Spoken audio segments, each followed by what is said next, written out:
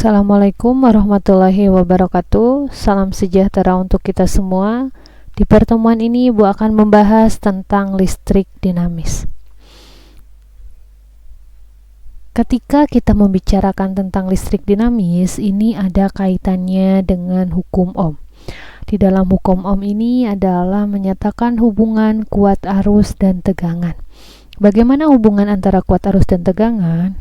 Kuat arus ini adalah berbanding lurus dengan beda potensial atau tegangan kedua ujung penghantar. Kalau kita simbolkan dengan matematis, berarti ini sama dengan V per I sama dengan konstan. P per I sama dengan hambatan. Atau P sama dengan I dikali R. P ini adalah tegangan, satuannya volt, I ini adalah arus, satuannya ampere, dan R ini adalah hambatan, satuannya adalah ohm.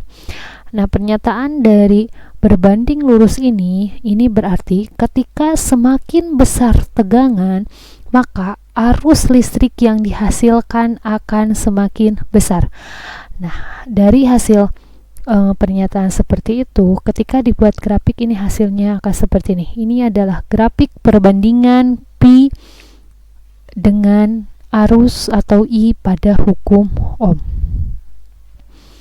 Nah, apa yang dikatakan dengan hambatan? Hambatan seringkali kita sebut isolator, resistor. Ini adalah sebanding dengan panjang penghantar dan berbanding terbalik dengan luas penampangnya. Nah, ini ketika dialihkan ke dalam matematis akan menjadi R sama dengan rho L per A.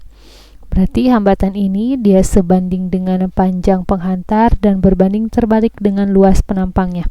R ini adalah hambatan penghantar, satuannya ohm. Rho ini adalah hambatan jenis ohm per ohm meter. Kemudian L-nya adalah panjang penghantar, satuannya meter. Kemudian A adalah luas penampang, yaitu meter persegi. Nah, hambatan jenis atau rho suatu penghantar bertambah besar secara linier karena kenaikan suhu. Kemudian hambatan penghantar juga merupakan fungsi linier dari suhu. Nah, di sini ada rho T sama dengan rho dikali 1 ditambah alfa delta T. Kemudian ada RT sama dengan RO dikali 1 plus alfa delta T. Jadi seiring dengan bertambahnya suhu, maka hambatan jenisnya pun akan semakin bertambah besar. Ini untuk satuannya. Kemudian, nah di sini kita akan mengenal hambatan seri. Kalau yang kemarin adalah hambatan kapasitor, di sini ada hambatan seri. Perhatikan, untuk hambatan yang disusun seri, berarti disusun seperti ini. Ini simbol untuk hambatan. Bagaimana cara rumus pengganti dari rangkaian seri ini? Yaitu dengan menggunakan RS sama dengan R1 ditambah R2 ditambah R3 sampai dengan Rn.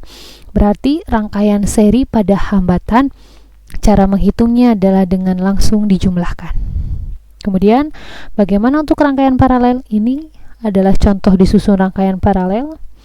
Bagaimana cara menghitungnya adalah 1 per Rp sama dengan 1 per R1 ditambah 1 per R2 ditambah 1 per R3 ditambah sampai dengan 1 per Rn. Nah, selain itu juga ada yang dinamakan dengan hukum Kirchhoff. Hukum Kirchhoff ini ada dua, ada hukum 1 Kirchhoff dan ada hukum 2 Kirchhoff. Nah, untuk hukum 1 Kirchhoff ini adalah jumlah arus yang masuk sama dengan jumlah arus yang keluar. Teman-teman perhatikan. Di titik P ini, lihat arah panahnya. Berarti ketika arah panahnya dia masuk terhadap titik ini, itulah yang dinamakan dengan arus masuk. Ketika tanda panahnya dia keluar, berarti itulah arus yang keluar. Di titik P ini lihat arah yang masuk itu yang mana saja. Ini ada I1 ditambah I2. I1 ditambah I2. Kemudian yang keluarnya yang mana saja? Ada I3, I4, I5. Sehingga I1 ditambah I2 sama dengan I3 ditambah I4 ditambah I5, atau ini I1 ditambah I2 dikurang, pindah ke sini, I3 dikurang I4 dikurang I5 sama dengan 0, sehingga jumlah arus keseluruhannya adalah sama dengan 0. Ini hukum 1 Kirchhoff. Nah, kemudian ada lagi yang dinamakan dengan hukum 2 Kirchhoff. Ini adalah pada rangkaian tertutup, jumlah aljabar GGL sumber arus dengan penurunan potensial sama dengan 0. Ini adalah resultan dari E. Ini ada E. Di sini juga, di sini ada E1, kemudian ada E2 dan ada E3. Jumlah keseluruhannya ditambah resultan dari I dikali R. Berarti nanti ada arus yang mengalir di hambatan ini berapa, di hambatan ini berapa, di hambatan ini berapa, di hambatan ini berapa, sama dengan 0. Ini adalah rumus umum dari hukum 2 Kirchhoff. Nah, ketentuannya ini yang harus teman-teman ingat. Semua hambatan dihitung positif. Kemudian E bernilai negatif jika, jadi ini tergantung arah loopnya. Kalau seandainya arah loopnya itu dia langsung ketemunya negatif dulu dan kemudian dia positif, berarti E ini bernilai negatif. Namun ketika dari arah panah ini dia ketemunya positif dulu kemudian baru negatif, maka nilai E-nya adalah positif. Ini adalah ketentuan yang harus teman-teman ingat. Namun arus yang searah dengan penelusuran loop dihitung positif, sedangkan yang berlawanan dihitung negatif. Oke, kemudian selanjutnya, jika hasil akhir perhitungan setelah teman-teman menghitung dengan rumus ini ternyata didapat bahwa I-nya itu negatif, itu menandakan apa? Bahwa kuat arus yang sebenarnya merupakan kebalikan dari arah yang ditetapkan. Gitu ya. Itu terkait dengan hukum Kirchhoff 2. Nah, di sini ada kuat arus listrik pada rangkaian sederhana. Dalam rangkaian hanya terdapat satu buah sumber arus. Maka min E, karena ini dia min E ditambah I dikali R kecil ditambah I dikali R besar sama dengan 0. Sehingga besarnya kuat arus dirumuskan menjadi I sama dengan E per R kecil ditambah R besar. R kecil ini adalah hambatan dalam. Ya, oke. Kemudian ini bagaimana kalau seandainya kuat arus listrik pada rangkaian tertutup? Berarti di sini tinggal memasukkan saja I sama dengan E1. Nih, kalau arahnya seperti ini, berarti ini ketika teman-teman harus dilihat dulu sebelum ke sini nih, ini E3-nya berarti dia negatif. Kemudian nanti ketemu ke sini E1-nya dia berarti negatif dulu, ke sini E2-nya berarti dia positif. Oke, ini adalah kebalikannya. E1 min E2 ditambah E3 per R1 ditambah R1 ditambah R2 ditambah R2 ditambah R3 ditambah R4 ditambah R3. Karena untuk R3 ini tidak ada R kecilnya ya, tidak ada hambatan dalamnya.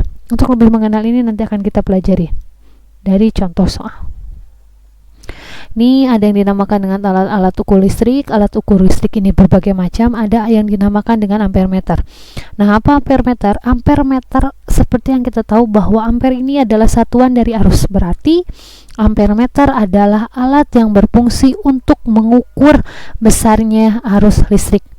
Nah, ini dipasang seri dalam rangkaian. Dalam rangkaian ampere meter dilambangkan dengan simbol ini A ya. Oke, ini dipasangnya seri. Untuk voltmeter ini volt kita tahu kalau volt itu adalah satuan dari tegangan, sehingga voltmeter adalah untuk mengukur besarnya tegangan dalam rangkaian listrik. Ini dipasangnya adalah paralel, simbolnya V seperti ini ya. Kemudian yang terakhir ada yang dinamakan dengan multimeter. Multimeter ini adalah dapat berfungsi sebagai voltmeter dan dapat berfungsi juga sebagai ampermeter dan ohmmeter. Jadi dia bisa mengukur tegangan, bisa mengukur arus, dan bisa mengukur hambatan. Ini tergantung nih, nanti kita nyimpennya dia mau di mana. Kalau mengukurnya di voltmeter berarti dia mengukur tegangan, kalau di ampermeter berarti dia mengukur arus, dan ohmmeter berarti dia mengukur hambatan. Nah, pada multimeter analog besar simpangan jarum sebanding dengan besar satuan volt, kuat arus atau nilai hambatan yang sedang diukur. Demikian penjelasan Ibu terkait dengan listrik dinamis bagian 1. Sampai ketemu lagi di materi selanjutnya. Wassalamualaikum warahmatullahi wabarakatuh.